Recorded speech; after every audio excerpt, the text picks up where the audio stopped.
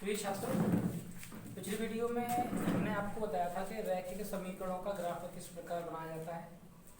उसमें मैंने 3 तरीके के रैखिक समीकरण लिए थे और उनका ग्राफ आपको मैंने बनाकर दिखाया था। आज की वीडियो हम बात करेंगे कि रैखिक समीकरणों को किस प्रकार हल किया जाता है, कौन कौन सी विधियाँ होती हैं और उन विधियों को किस प्रकार से हम लागू करते हैं। लेकिन उससे पहले एक चीज़ और जानेंगे हम कि कौन कौन से रैखिक समीकरणों को हम हल कर सकते हैं और कौन कौन से रैखिक समीकरणों को हल नहीं कर सकते हैं। तो प्रिय छात्रों, इसके लिए मैं यहाँ पर 3 बिंदु लेता हूँ। जैसे नंबर 1, यदि A1/A2 B1/B2 होता है तो ऐसे रैखिक समीकरणों का एक अद्वितीय हल होता है, यूनिक सॉल्यूशन। तो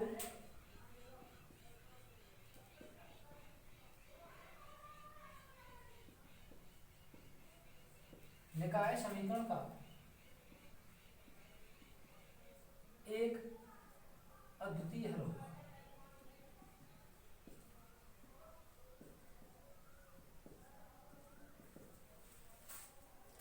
इसके लिए हम ग्राफ में बात करते हैं तो हम कह सकते हैं, जब दो सरल रेखाएं, दो स्ट्रेट लाइन किसी एक बिंदु पर इंटरसेक्ट करती हैं। मान लीजिए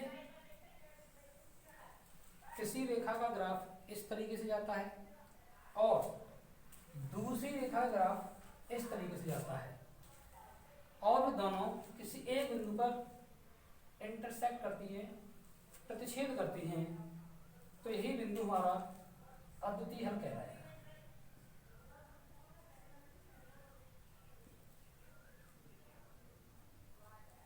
अद्वितीय हल होगा। पहली कंडीशन, समीकरण सॉल्व करने से पहले यदि हम इस शर्त को लागू कर लें तो उसे हम हल कर सकते हैं और उसका केवल और केवल एक ही हल होता है, जिसे हम अद्वितीय हल कहते हैं। इसके बाद दूसरा बिंदु है, यदि A1/A2 बराबर B1/B2 बराबर नहीं है C1/C2, तो ऐसी स्थिति में रैखिक समीकरण को हम हल नहीं कर सकते हैं, क्योंकि ऐसी स्थिति में रैखिक समीकरण का कोई हल नहीं होता है। तो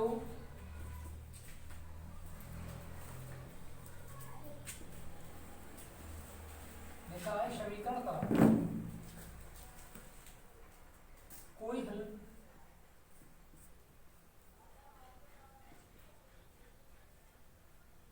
नहीं होगा। इसके लिए हम ग्राफ की बात करें तो हम कह सकते हैं,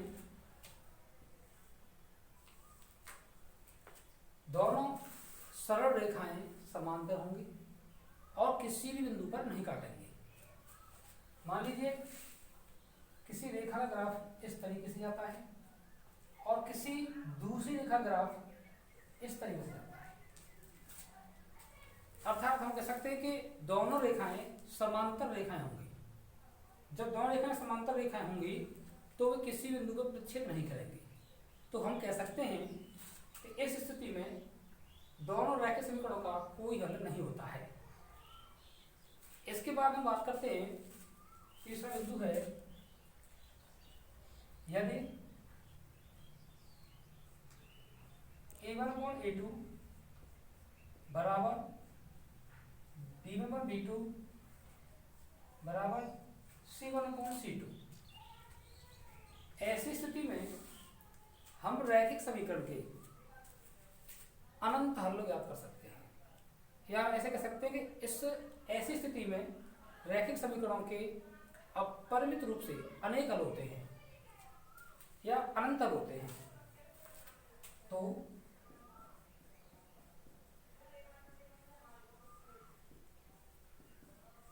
निकाय समीकरण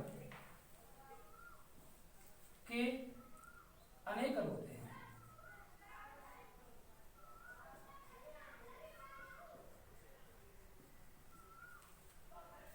विद्यार्थियों, इसके लिए ग्राफ की बात की जाए तो हम इस तरीके से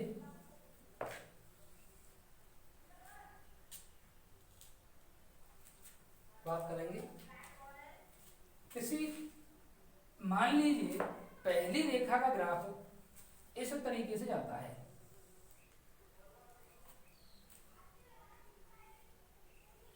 और दूसरी रेखा का ग्राफ भी इसी रेखा के ऊपर से गुजरता है।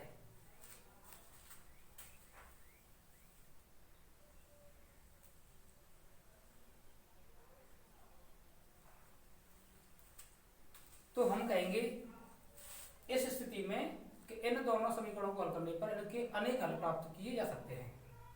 प्रिय विद्यार्थियों, इसे हम समपाती आलेख भी कह सकते हैं। इसी को समपाती आलेख कहा जाता है। तो विद्यार्थियों, समीकरण सॉल्व करने से पहले ये 3 कंडीशन हमें याद रखनी है।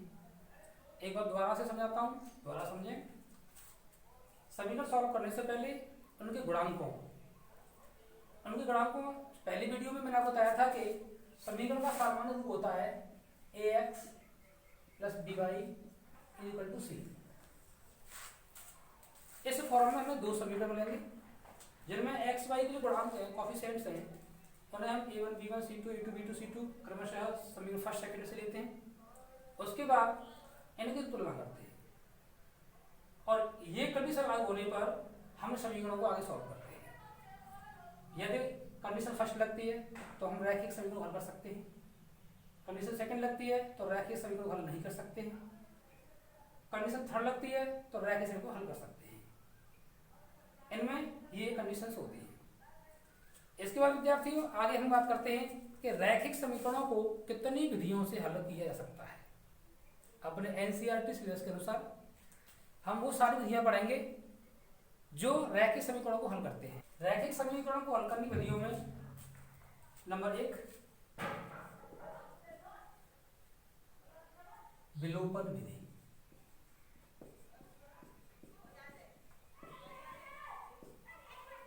विलोपन विधि। नंबर 2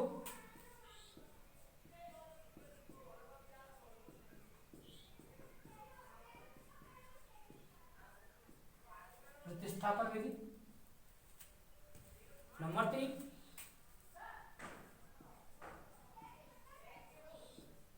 वज्र गुणन विधि।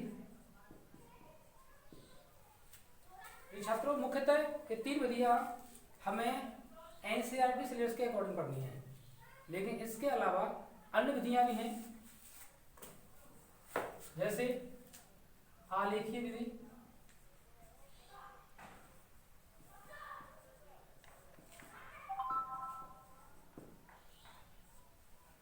इसके अलावा तुलनात्मक विधि,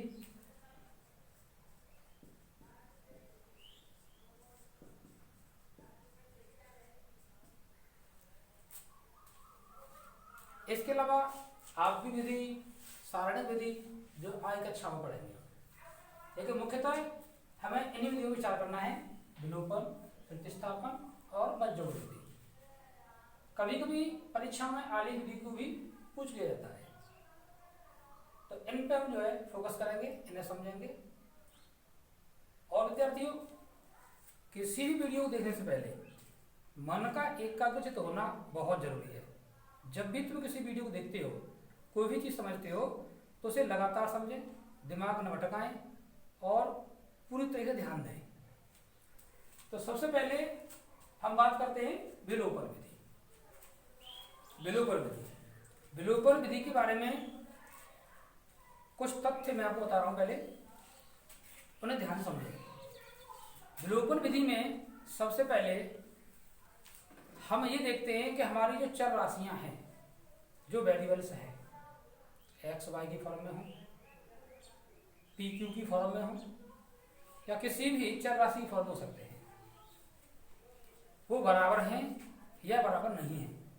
यदि बराबर नहीं है तो उसमें स्वेच्छानुसार किसी भी संख्या का गुणा करें, उन्हें बराबर करें और उनका विलोपन करें। जैसे एक क्वेश्चन के माध्यम से देखते हैं।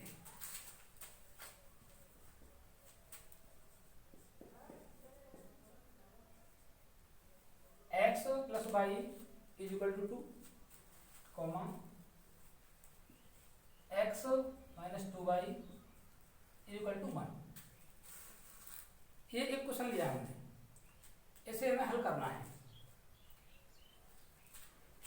तो विद्यार्थियों x plus y equal to 2, x minus 2y equal to 1।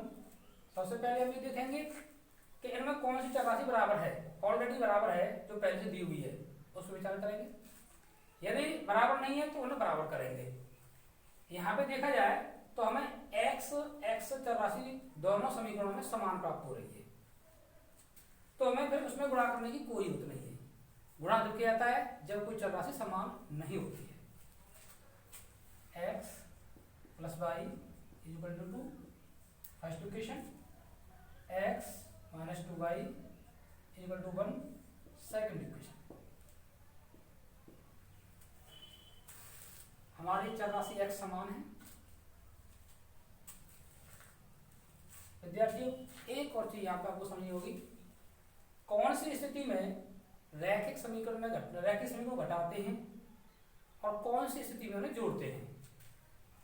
यदि राशियां बराबर हैं, समान चिन्ह में हैं, तो ऐसी स्थिति में हमेशा घटाया जाता है। यदि राशियां समान हैं और उनके चिन्ह समान हैं, तो ऐसी स्थिति में उन्हें जोड़ा जाता है, क्योंकि हमें राशियों को विलोप करना होता है। विलोप करने के हिसाब से हम ये देखते हैं तो किस प्रकार कट सकती है। तो विद्यार्थियों इससे हम करेंगे घटाने पर।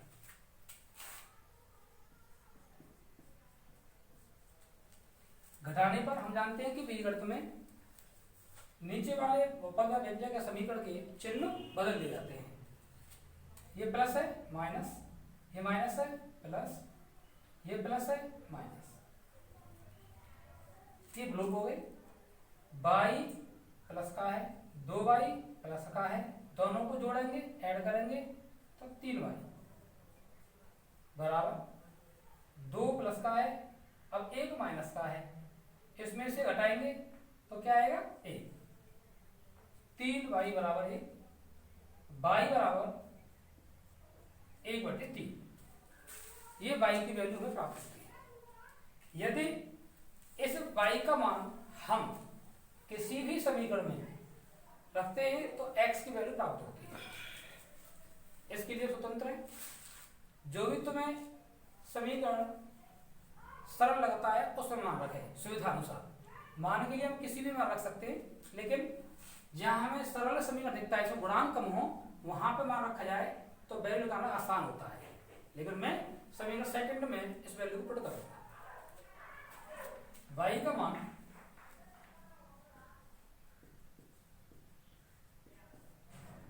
समीकरण सेकंड में रखने पर x minus 2y equal to 1, x minus 2 into y की value 1/3 equal to 1, x minus, ये संक्रिय हल करेंगे। ये क्या है? गुणांकी भिन्न। गुणांकी भिन्न में विद्यार्थी आप जानते ही अंश का अंश से गुणा करते हैं, हर का हर से गुणा करते हैं। इसलिए जब एक मान सकते हैं 2 एकम 2, 3 एकम 3 बराबर 1, x बराबर, इसे पक्षांतर करेंगे, x को सेव करेंगे। जब तक कोई चरराशि सेव नहीं होगी जब तक उसका मान नहीं निकलेगा।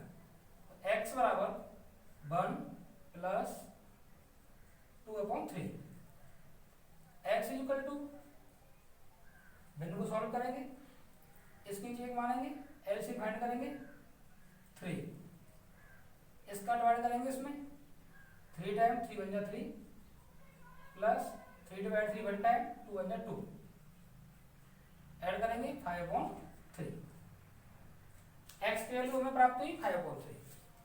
विद्यार्थियों y equal to 1/3, x equal to 5/3, ये इस समीकरण के हल होंगे। अब इसके बाद में हम बात करते हैं इसकी जांच करने की कि इसके उत्तर की जांच कैसे की जाती है। समीकरण सॉल्व करने के बाद में उसके उत्तर की जांच करेंगे। उत्तर की जांच करना,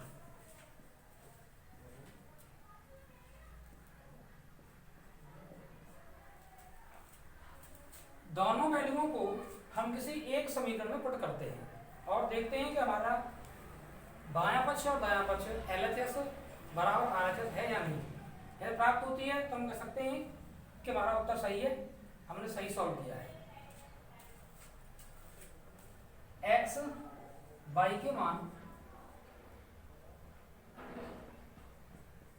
समीकरण फर्स्ट में रखने पर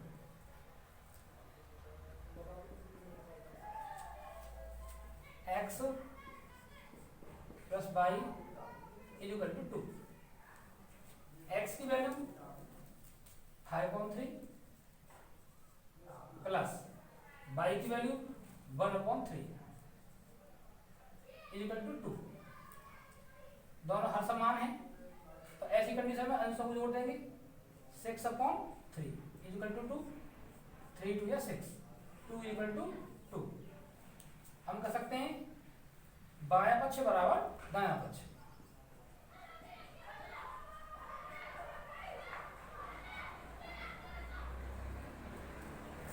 विद्यार्थियों, इस तरीके से एक रैखिक समीकरण को मैंने आपको विलोपन विधि से हल करके दिखाया, तो उसके उत्तर की जांच भी की है। आप अपनी बुक से इस प्रकार के कोई भी क्वेश्चन ले सकते हो और उन्हें विलोपन विधि से हल कर सकते हो। विद्यार्थियों, एक क्वेश्चन और सॉल्व करते हैं जिसमें हम विलोपन विधि का ही प्रयोग करेंगे। जैसे क्वेश्चन आपको दिख रहा है बोर्ड पर, 2x plus y equal 23, 4x minus y equal to 19। 2x plus y equal to 23 first equation, 4x minus y equal to 19 second equation. उसी प्रकार देखेंगे कौन सी चर राशि समान है। विद्यार्थियों, इसमें हमें y चर राशि समान है दी हुई है। यदि आप चाहो तो x भी समान कर सकते हो, या सभी फर्स्ट में हम 2 से गुणा करेंगे तो हमारी x वाली राशि समान हो जाएगी। इसके लिए आप स्वतंत्र हैं, कोई भी राशि समान कर सकते हैं, कोई राशि को काट सकते हैं, किसी को विलोप कर सकते हैं। यदि हमें पहले से ही समान दी है तो हमें ज्यादा बात करने की जरूरत नहीं है, इसलिए ये राशि समान है, इनको हम काट देते हैं। जैसा मैंने आपको पहले बताया है कि हमें कब घटाना है कब जोड़ना है। तो अब ये प्लस में ये माइनस में, तो स्थिति क्या लगेगी, जोड़ने वाली या घटाने वाली। समझे, सोचें और कमेंट करके बताएं। तो इसमें स्थिति क्या लगेगी, जोड़ने। जब राशि समान हो और चिन्ह समान हो तो ऐसी स्थिति में जोड़ने पर, क्योंकि हमें काटने का हिसाब देखना है। काटना किस तरीके से कैसे कटेगा वो समझे। तो ये दोनों क्या हुई, विलोप। विलोप मतलब काटना, हटाना। 2x और 4x दोनों कैसे हैं, पॉजिटिव धनात्मक, दोनों को ऐड करेंगे क्या आएगा 6x इज इक्वल टू, इन्हें भी जोड़ दो, 9 और 3 12, 1 कैरी 3 1 4। कैसे जोड़ सकते हो, जैसा आपको सुविधा लगती है। तो x इज इक्वल टू, इसका पक्षांतर करेंगे, ये गुणा है, गुणा पक्षांतर होता है डिवाइड में, इसे काट सकते हैं 7 टाइम 6 7 42। x की वैल्यू प्राप्त होती है 7। अब इस वैल्यू को किसी भी इक्वेशन में पुट करें और y का मान निकालें। x का मान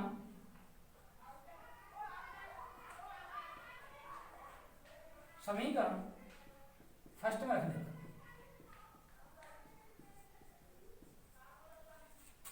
2x plus y equal to 23। x की वैल्यू कितनी है 7, 2 इंटू एक्स, एक्स की value 7 plus y equal to 23। 7 दूनी 14 प्लस y बराबर 23 30। y equal to 23 minus 40, y equal to less कर देंगे, कितना आएगा, यहाँ से लेंगे कैरी 13, 13 से 4 लेंगे तो 9, यहाँ क्या जाएगा 1 में से 1 लेंगे जाएगा 0, यानी मीन दैट 9 बचा। तो इस तरीके से x इक्वल टू 7 और y इक्वल टू 9 उत्तर याद करेंगे, दोनों मानों को किसी भी समीकरण में रखें और उत्तर की जांच करें। तो ये आपकी विलोपन विधि हुई, और विलोपन विधि के और भी अन्य क्वेश्चन हम आपको और कराएंगे, और जो भी क्वेश्चन आपको हार्ड लगते हैं आप उनका कमेंट करें और बताएं।